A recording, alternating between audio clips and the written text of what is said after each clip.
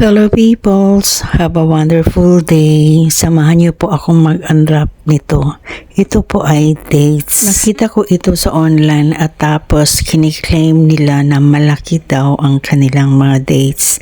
Kaya sinabi ko sa asawa ko na itry namin yun. When we receive the item, it is really well packed. Tapos halatang malinis, maganda ang lalagyan. At tingnan natin sa loob guys. At ito ang mga nutrients na maganda para sa ating katawan.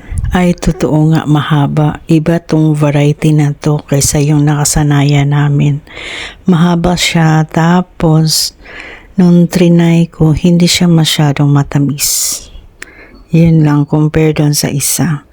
Ang advantage nito yun nga mahaba tapos hindi masyadong matamis. Since malalaki ang laman nito, yun ang maliit lang ang nasa loob. Same doon sa isa, compare sa isa, maliliit pero marami. Pero anyway, ang kakainin mo lang naman ito is isa, tama na for a day. Kung tatanungin niyo ako kung bibili pa ako nito, yes po, bibili pa.